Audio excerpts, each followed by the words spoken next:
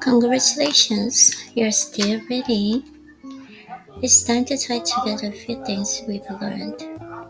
This chapter is a bit of a summary, a few short and actionable lessons that can help you make better financial decisions. Get out of your money, get out of your way to find humility when things are going right, and forgiveness or compassion when they go wrong. Because it's never as good or bad as it looks. The world is big and complex. Luck and risk are both real and hard to identify. Do so when judging both yourself and others. Respect the power of luck and risk, and you will have a better chance of focusing on things you can actually control. You will also have a better chance of finding the right role models, less ego, more wealth.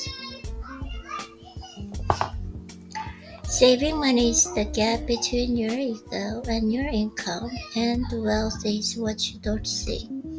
So, wealth is created by suppressing what you could buy today in order to have more stuff or more options in the future. That's different from saying you should aim to earn the highest returns or save a specific percentage of your income. Some people want to sleep well unless they're earning the highest returns. Others will only get a good rest if they are conservatively invested. To each their own, but the foundation of "Does this help me sleep at night?" is the best universal guide that's posed for all financial decisions. Yeah, to each their own, but the foundation of "Does this help me sleep at night?" Does this help me sleep at night? Does this help me sleep at night? No, I don't think so. I don't think so. Absolutely not, right? If you want to do better as an investor, the single most powerful things you can do is increase your time horizon. Time is the most powerful force in investing. It makes the little things grow, big and big mistakes fade away. It can't neutralize luck and risk, but it pushes results closer toward what people deserve. Because a small minority of things you can afford the majority outcomes. No matter what you are doing with your money, you should be comfortable with a lot of stuff not working. That's just how the world is. So you should always measure how you've done by looking at your full portfolio rather than individual investments. Use money to gain control over your time, because not having control over your time is such a powerful and universal drag on happiness. The ability to do what you want, when you want, with who you want, for as long as you want to, pays the highest dividend the easiest in finance. Be nicer and less flashy. No one is impressed with your positions as much as you are. You might think you want a fancy car or a nice watch, but what you probably want is respect and admiration. But saving for things that are impossible to predict or define is one of the best reasons to save. Everyone's life is a continuous chain of surprises. Savings that aren't unmarked for anything in particular is a hedge against life's inevitable ability to surprise the hell out of you at the worst possible moment. Because nothing worthwhile is free. And remember that most financial costs don't have a visible price tags. Certainly, uncertainty, doubt, and regret are common costs in the financial world. They're often worth paying. but you have to view them as fees, a price worth in paying to get something nice in exchange, rather than fines, a penalty you should avoid. Worship room for error. A gap between what could happen in the future and what you need to happen in the future in order to do well is what gives you an entrance, and the entrance is what makes a compounding magic over time. Room for error often looks like conservative hedge, but if it keeps you in the game, it can pay for itself many times over. Avoid extreme ends of financial decisions. Everyone's goals and desires will exchange over time, and the more extreme your past decisions were, the more you may regret them as you evolve. Define the games you are playing, and make sure your actions are not being influenced by people playing a different game. Respect the mass. Okay.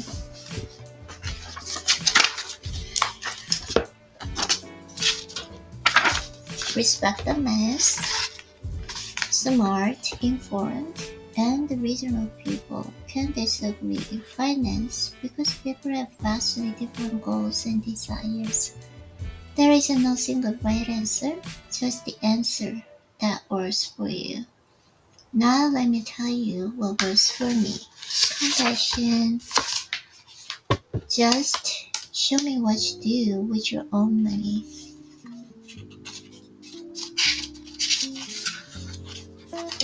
The difference between what someone suggests you do and what they do themselves isn't always a bad thing.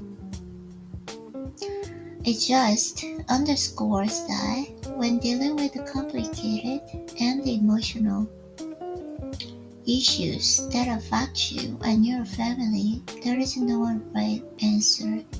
There is no universal truth. There is only what works for you and your family, checking the boxes you want checked in a way that leaves you comfortable and sleeping well at night.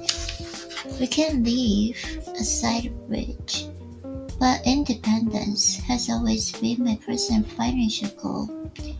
Chasing the highest returns or leveraging my assets to live the most luxurious life has a little interest to me.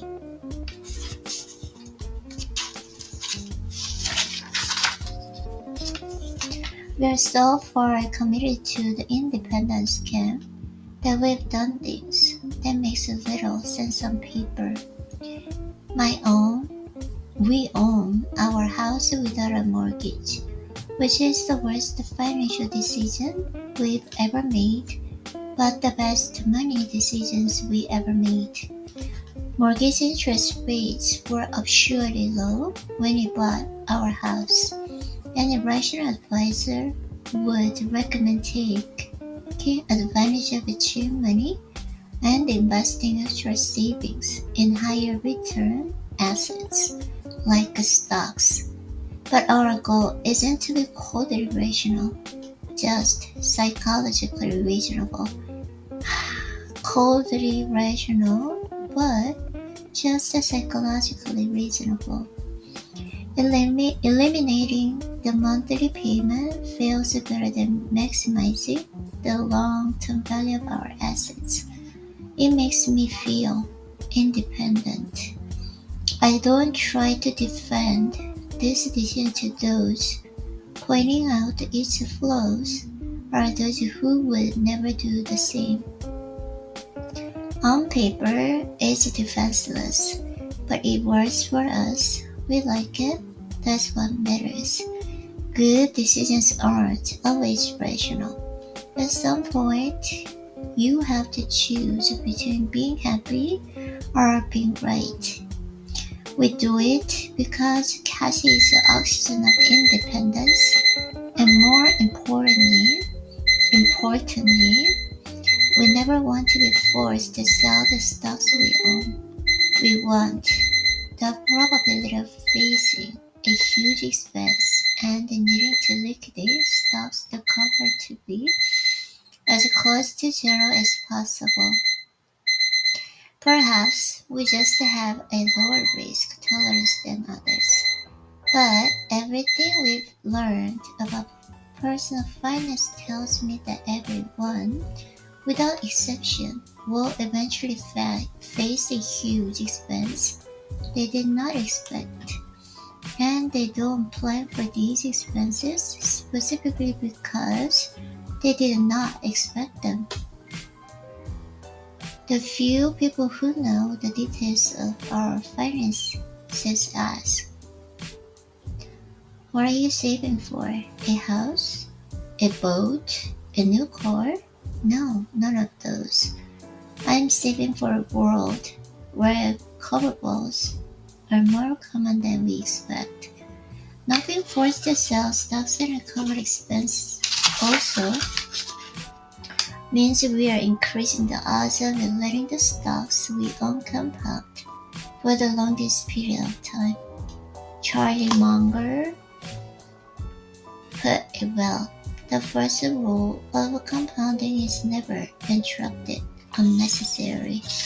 We invest the money from every paycheck into these index funds, a combination of US and international stocks. There is no set goal. It's just whatever is left over after we spend. We max out retirement accounts in the same funds and contribute to our Case 529 college saving plans. And that's about it. Effectively, all our net worth is a house, a checking account, and some Vanguard index fund. It doesn't need to be more complicated than that for us. I like it simple. One of my deeply held investing beliefs is that there is a little correlation between investment effort and investment results. The reason is because the world is driven by tail. A few variables account for majority of returns. No matter how hard you try at investing, you want to well if you miss it two or three things that move the needle in your strategy. The reverse is true. Simple investment strategies can work great as long as they capture the few things that are important to the strategy's success. My investing strategy doesn't rely on picking the right sector or timing the next recession. It relies on a high saving rate, patience, and optimism that the global economy will create a value over the next several decades. I spend virtually all my investing effort thinking about those three things, especially the first two, which I can control. I've changed my investment strategy in the past, so of course there isn't a chance I'll change it in the future. No matter how we save or invest, I'm sure we'll always have the goal of independence and we'll always do whatever maximizes it for sleeping well at night. We think is the ultimate goal, the mastery of the psychology of money, but to each their own. No one is crazy.